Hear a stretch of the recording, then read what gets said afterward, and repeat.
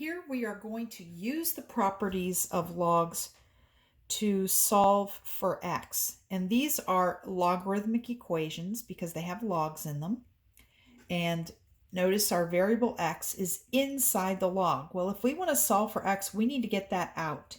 And the way we do that is we use but we put our logarithmic equation in exponential form. So remember the expression logs are exponents, or the log is the exponent.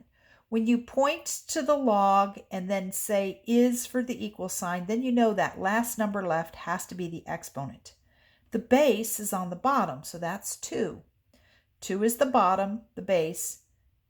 This 2 is the exponent. So we can write that as 2 squared.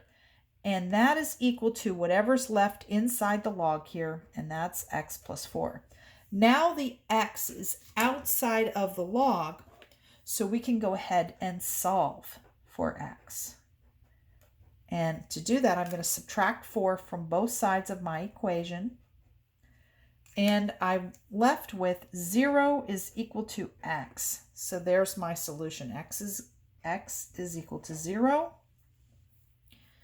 And we can just verify that, and you plug that in, and you say that you get a 2 to the square equals 4. Yes, that's correct.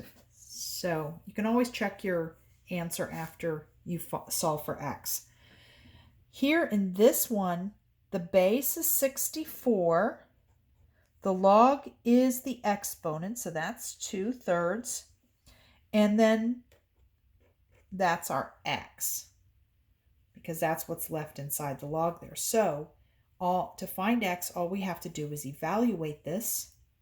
And basically this 3 in the denominator here, when an exponent has a fraction, the denominator is the root. So we're taking the cube root of 64, and then this number here, the 2 in the numerator, means that we're going to square our answer, and that's going to be our x. The cube root of 64 is 4. When we square it, we get that x is equal to 16. So that's our solution. And you always want to check your answer by plugging it back in. And you're asking yourself, is 64 to the 2/3 equal 16? Yes.